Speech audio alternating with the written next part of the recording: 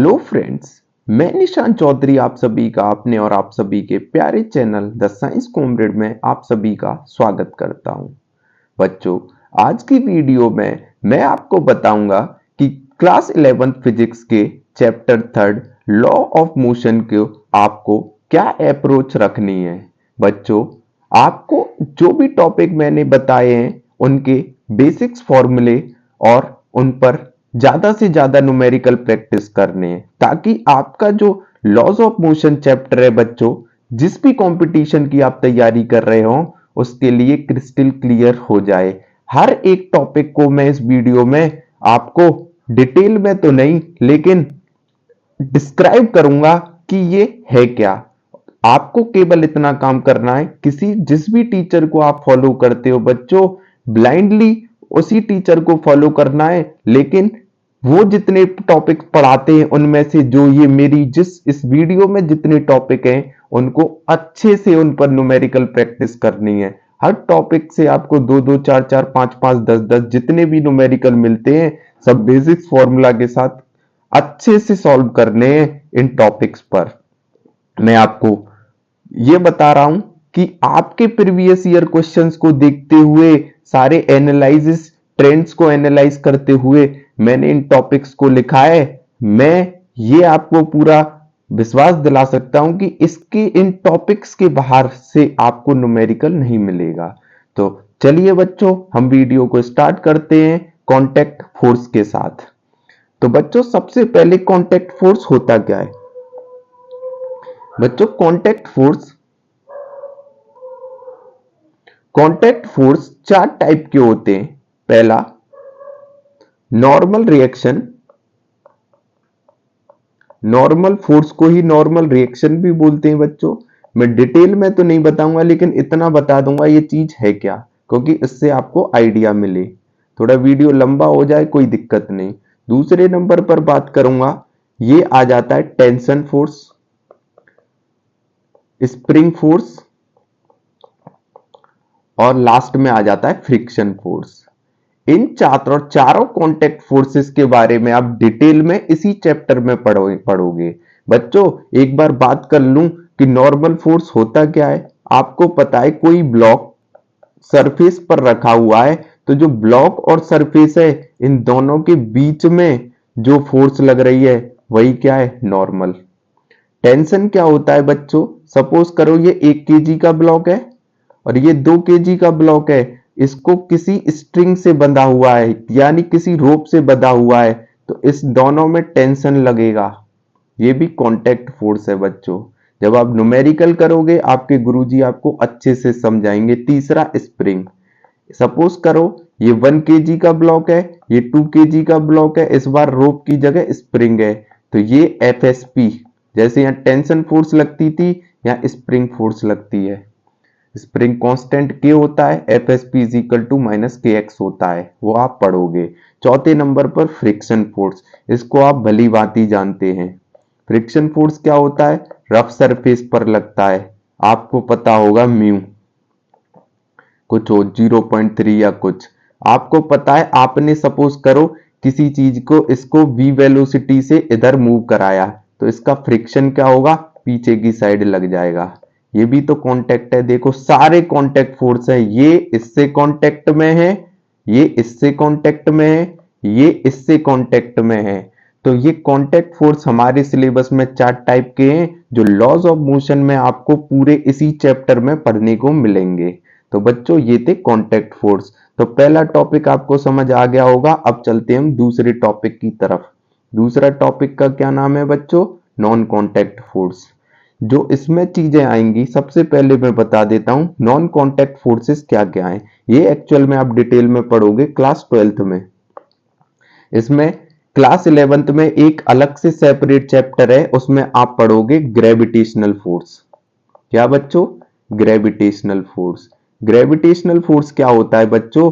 Suppose करो दो ऐसी बॉडीज जो बहुत बड़ी हैं उनके बीच में लगता है। जैसे सपोज करो मून और अर्थ, ये बहुत ज्यादा दूर डिस्टेंस पर हैं और एक दूसरे से बहुत ज्यादा बड़ी हैं। तो बच्चों, ये एक दूसरे से कोई कांटेक्ट में है नहीं, बहुत ज्यादा डिस्टेंस है ये जो आ रहा है। बहुत बहुत बहुत ज्यादा है, तो ये नॉन कांटेक्ट है। इसको आप क्या है, चैप्टर 7th है या चैप्टर 7th है, उसमें आप इसमें डिटेल में एक चैप्टर के रूप में आप पढ़ोगे। लेकिन जो कांटेक्ट फोर्स मैंने आपको अभी बताए उनको लॉज ऑफ मोशन में ही आप पढ़ लोगे।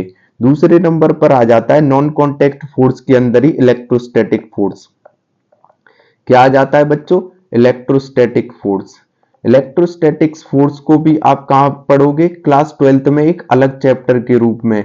जो पहला चैप्टर है ना बच्चों क्लास 12th का चैप्टर नंबर 1 यानी पहली यूनिट ही इलेक्ट्रोस्टैटिक फोर्स वे है। उसमें क्या होगा, एक चार्ज Q1 होगा, एक चार्ज Q2 होगा। इन दोनों के बीच में कुछ ना कुछ डिस्टेंस से ये सेपरेट होंगे, ये एक दूसरे पे फोर्स लगा रहे होंगे। ये और ये कांटेक्ट में नहीं बच्चों, इसलिए ये भी नॉन कांटेक्ट की श्रेणी में आएगा। इसको भी बहुत इंपॉर्टेंट है बच्चों, डिटेल में आप पढ़ोगे। तो ये नॉन कांटेक्ट फोर्स की बात थी।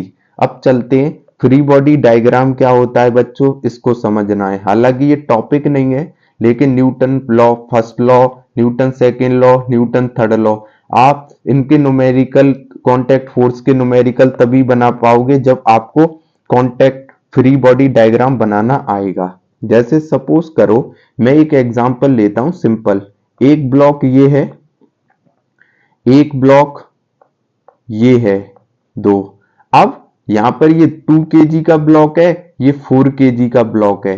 तो बच्चों क्या करते हैं हम, जब भी एफबीडी फ्री बॉडी डायग्राम हम किसी भी चीज का बनाते हैं तो जो मास होता है उसको हम डॉट से इंडिकेट करते हैं, डॉट से डॉट लिख देते हैं बस। और अगर कोई फोर्स उस पर लग रहा है तो बच्चों उस फोर्स को इंडिकेट कर देते हैं। जैसे सपोज करो ये दोनों रोप से बंधे हुए हैं, 4 kg का और 2 kg का, यहां भी टेंशन लग रहा है, यहां भी टेंशन लग रहा है। तो मैं क्या करूंगा, 2 kg की जगह डॉट लिख दूंगा, 4 kg की जगह डॉट बना दूंगा और यहां पर क्या कर दूंगा, टेंशन टी, टेंशन टी। ये इसकी एफबीडी हो गई। 4 kg की क्या हो गई, ये टी, और 2 kg की क्या हो गई, ये टी। तो ये फ्री बॉडी डायग्राम्स ऐसे बनते हैं। इनसे न्यूमेरिकल करने में आपको बहुत ज्यादा आसानी होती है। अब चलते हैं बच्चों आगे, चौथे नंबर पर Newton's first law of motion.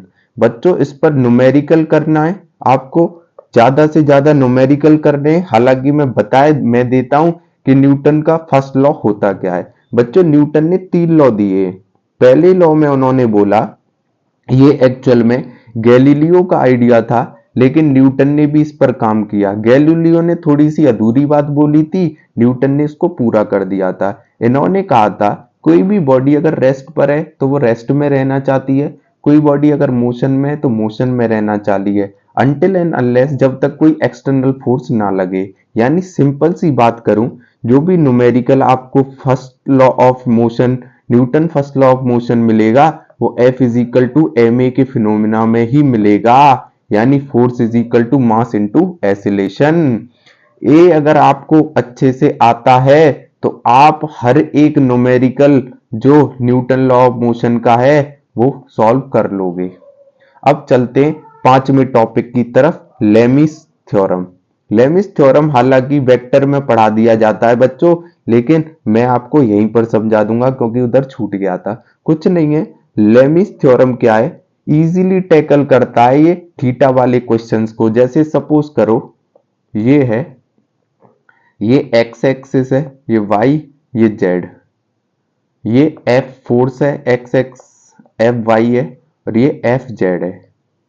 अगर इसके सामने वाला, इसके सामने वाला, इसके सामने, इसको बोल रहे हैं साइन अल्फा, इसको बोल रहे हैं साइन बीटा, इसको बोल रहे हैं साइन गामा। तो लेमी ने क्या कहा कि एफ एक्स के सामने वाला साइन अल्फा है तो F X upon sine alpha is equal to, F Y के सामने वाला साइन बीटा है तो F Y upon sine beta, F F Z के सामने वाला साइन गामा है तो F Z upon sine gamma. तो बच्चों यहां से सपोज करो ये फोर्स दे दिया 14 न्यूटन दे दिया और ये एंगल दे दिया 60 डिग्री। आपको एक किसी को x सपोज करो ये दे दिया, ये दे दिया, ये दे दिया, इसको x पूछ लेगा, आप टैकल कर लोगे। तो लेमीज थ्योरम ये था बच्चों, सिंपल है, कुछ नहीं है। और आपके गुरुजी जिनसे भी आप पढ़ते हो वो आपको डिटेल में बताएंगे। इसको करते हैं रफ और चलते हैं छठवें टॉपिक की तरफ। तो छठवां टॉपिक है बच्चों Newton second law of motion. इसको भी समझाता हूं।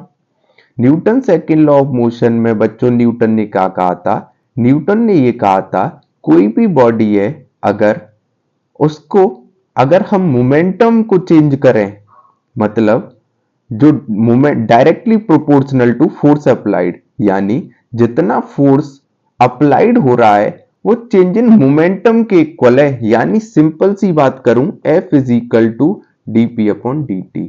नहीं समझे आप? कोई दिक्कत नहीं।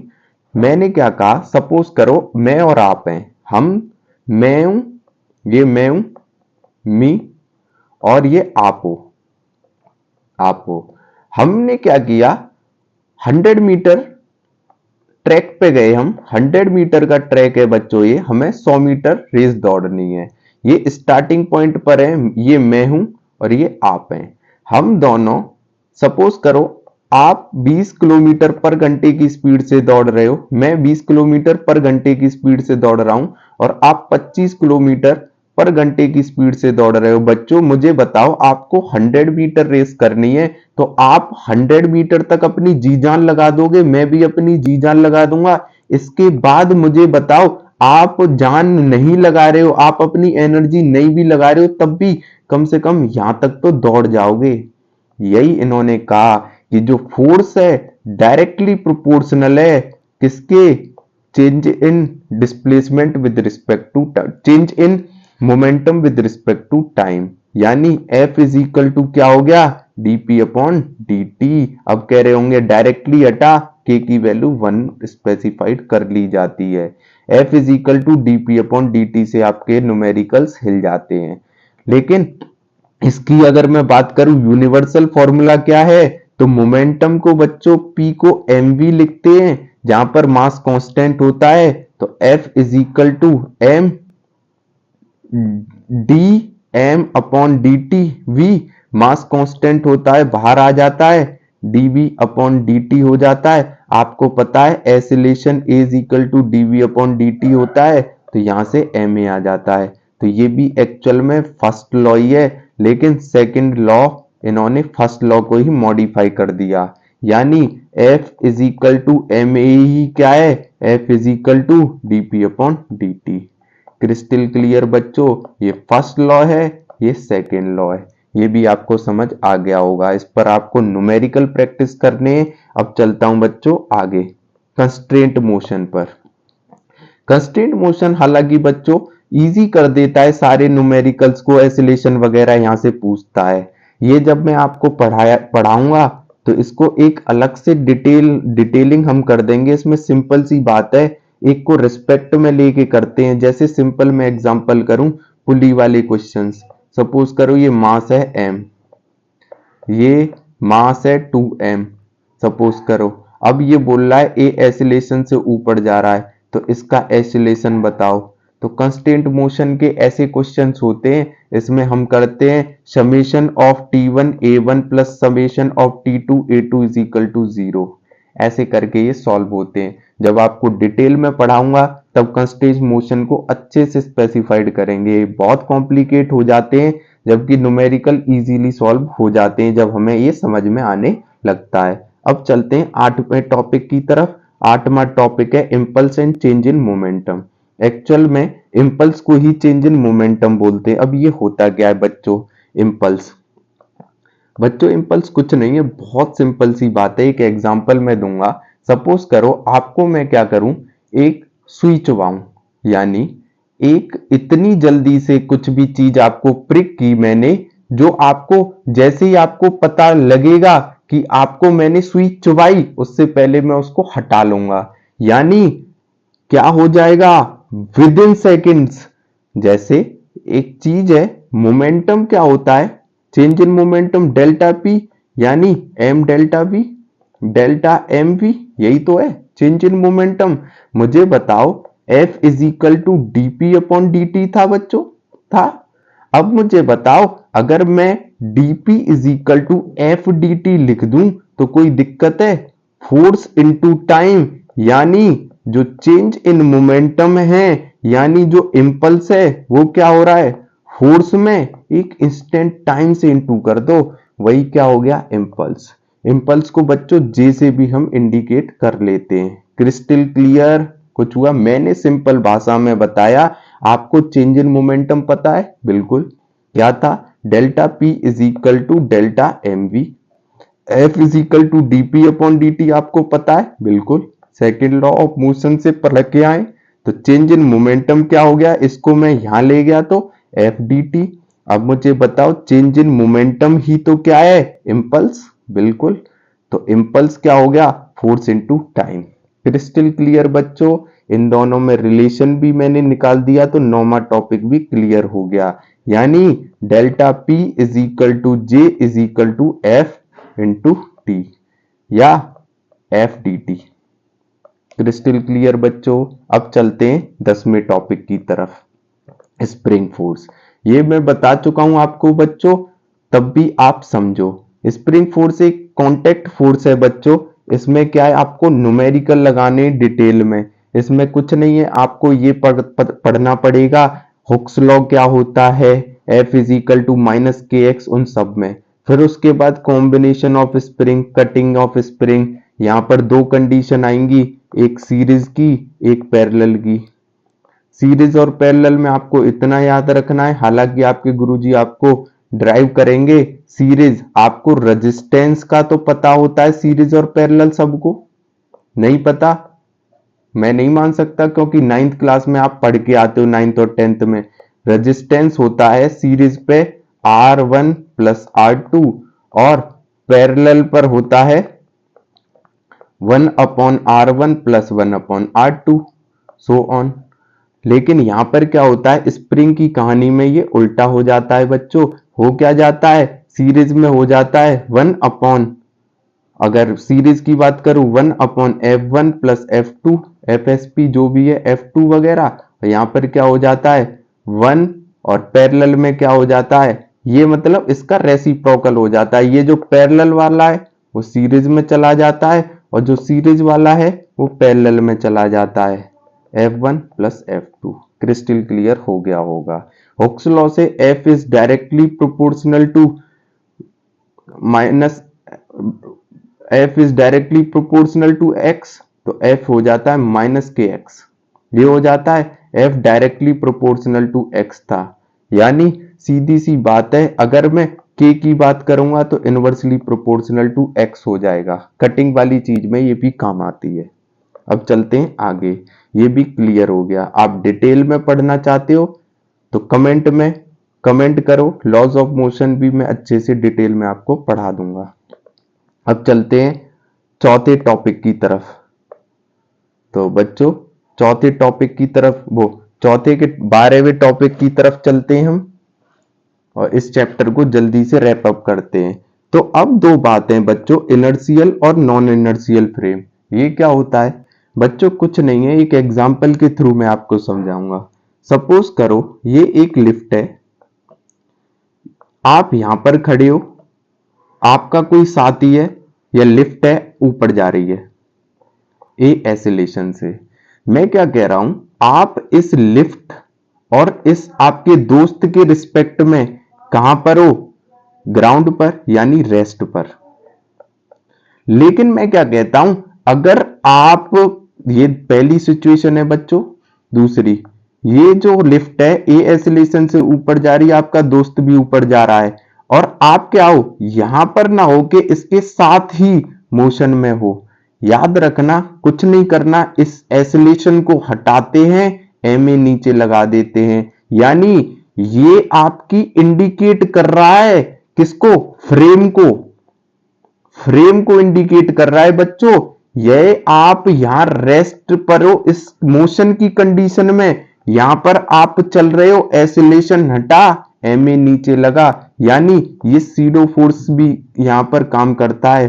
सीडो फोर्स का कॉन्सेप्ट आप यहाँ पर पढ़ोगे, इनर्शियल और नॉन इनर्शियल फ्रेम। जैसे सिंपल एक और एग्जांपल, कोई ट्रेन है बच्चों, उसमें आपका दोस्त जा रहा है, आप बाहर हो, तो आप ट्रेन के रिस्पेक्ट में रेस्ट पर हो, आपका दोस्त ट्रेन, जैसे सिंपल एक एग्जांपल, ये ट्रेन है, आपका दोस्त इस ट्रेन में बैठा है, आप यहां ग्राउंड पर हो, आप इस ट्रेन को देख रहे हो, ये वी वेलोसिटी से आगे जा रही है, आपके रिस्पेक्ट में जो ये ट्रेन है वो मोशन में है, आपके दोस्त के रिस्पेक्ट में ये ट्रेन क्या है, रेस्ट पर है। यही तो फ्रेम है, इसके अकॉर्डिंग ये इनर्शियल फ्रेम है आपके अकॉर्डिंग, और इसके अकॉर्डिंग नॉन इनर्शियल फ्रेम है। ऐसे ही यहां पर आपके अकॉर्डिंग ये लिफ्ट और आपका दोस्त इनर्शियल फ्रेम में है, और यहां पर नॉन इनर्शियल फ्रेम में, क्योंकि आप भी उसके साथ पहुंच गए। डन बच्चों, अब चलते हैं आगे न्यूटन के थर्ड लॉ पर। न्यूटन का थर्ड लॉ क्या कहता है बच्चों, ये तो मोस्ट इंपॉर्टेंट है, आप सभी को पता है, आप टिप्पणियां भी करते हो इस पर। एक्शन रिएक्शन जैसी करनी ऐसी भरनी। अगर आप किसी के बारे में गलत सोचोगे तो आपके बारे में भी वैसा ही वो सोचेगा। यानी आपने किसी को थप्पड़ मारा तो वो भी उलट के थप्पड़ मारेगा। सीधी सी बात है, कोई सरफेस है, सपोज करो ये इस पे नॉर्मल लगाती है, तो ये भी तो नॉर्मल लगाएगा ब्लॉक इस पर, तो ये दोनों एक दूसरे में क्या है, action reaction force. Force normal, F not, action reaction. क्या third law of motion, Newton के थर्ड लॉ ऑफ मोशन को एक्शन रिएक्शन बोल सकता हूं, एक्शन रिएक्शन फोर्स बोल सकता हूं। क्या ये एक बॉडी पे लगता है ना, ये इसके लिए दो अलग अलग बॉडी होनी चाहिए बच्चों। डन बच्चों, स्विमिंग वाला एग्जांपल की बात करूं मैं, स्विमिंग वाले एग्जांपल की बात करूं, या फिर एरो रॉकेट प्रोपल्सन, रॉकेट प्रोपोल्सन की बात करूं, ये सारे एग्जांपल इसी में आ जाएंगे। कंजर्वेशन ऑफ लीनियर मोमेंटम बच्चों, इसमें रिकॉल ऑफ बुलेट की बात करते हैं हम, जो गन और बुलेट होती है उसकी। इसमें होता क्या है बच्चों, जो एफ नेट है वो जीरो हो जाता है, यानी जो इनिशियल मोमेंटम है वो फाइनल मोमेंटम के इक्वल हो जाता है। यही कॉन्सेप्ट है, इसी पर न्यूमेरिकल बनते हैं पूरे अच्छे से। देन उसके बाद फ्रिक्शन, फ्रिक्शन आपको पता है रिलेटिव मोशन को अपोज करता है। ये कोई ब्लॉक है, ये वी वेलोसिटी से जा रहा है तो फ्रिक्शन पीछे होगा, लेकिन कायदा ये होना चाहिए, स्मूथ नहीं होना चाहिए सरफेस, रफ सरफेस होना चाहिए, यानी म्यू की वैल्यू कुछ ना कुछ होनी चाहिए। डन बच्चों, इसमें दो टाइप आते हैं, एक स्टैटिक एक काइनेटिक। मेरे अकॉर्डिंग स्टैटिक फ्रिक्शन का कोई काम नहीं है, वो एक्चुअल में लिमिटिंग फ्रिक्शन है, उसी का काम है। इसको एक एग्जांपल से बताता हूं। सपोज करो 20 केजी का ब्लॉक है, इस पर हमने क्या करा, ये 15 न्यूटन के फोर्स से ये चलने लगेगा। हमने पहले एक आदमी खड़ा करा, उसने 10 न्यूटन का फोर्स लगाया, 12 का लगाया, 13 का लगाया, 14 न्यूटन का लगाया, ये जो ब्लॉक है वो मूव नहीं कर रहा है। जैसे ही हम क्या करेंगे, 14.9 न्यूटन का फोर्स लगाएंगे तो ये क्या 10 टू मूव करने लगेगा, और जैसे ही हम 10 न्यूटन का फोर्स लगाएंगे ये चलने लगेगा। यानी एफ जो हमने 20 न्यूटन का फोर्स लगाया तो ये काइनेटिक हुआ, लेकिन 19.9 पर ये लिमिट कर गया, यानी कुछ ग्राफ ऐसी कंडीशन में चला गया, फिर ये स्टार्ट हो गया चलना। यही ब्लॉक ओवर ब्लॉक प्रॉब्लम्स हैं, बहुत इंपॉर्टेंट है। एंगल ऑफ फ्रिक्शन क्या होता है, tan alpha is equal to mu inverse, tan alpha is equal to mu inverse ये होता है। Motion on a smooth incline plane और एंगल ऑफ रिपोज ये दोनों इक्वल होते हैं, यानी कोई ये थीटा और ये अल्फा है, इसको बढ़ाते जा रहा हूं तो ये कंडीशन से स्पष्ट होती है। तो बच्चों, आई होप आप सभी को ये मेरा वीडियो अच्छा लगा हो, तो आप सभी इसको फॉलो करें, मेरे चैनल को लाइक करें बच्चों, ज्यादा से ज्यादा चैनल को सब्सक्राइब करें, और अपने दोस्त जो भी आपके बहुत ज्यादा अच्छे दोस्त हैं उनको भी बेनिफिट हो तो उनको वीडियो को शेयर कर दें। धन्यवाद बच्चों, ऐसे ही मैं वीडियो बनाता रहूंगा। अगर आपको इन वीडियो का डिटेल चाहिए डिटेल में सारे कॉन्सेप्ट, सारे न्यूमेरिकल और मैं फिजिक्स की सीरीज स्टार्ट करूं तो प्लीज प्लीज प्लीज कमेंट करें नीचे, ताकि मैं आपको पूरी सीरीज भी प्रोवाइड करा सकूं। धन्यवाद बच्चों।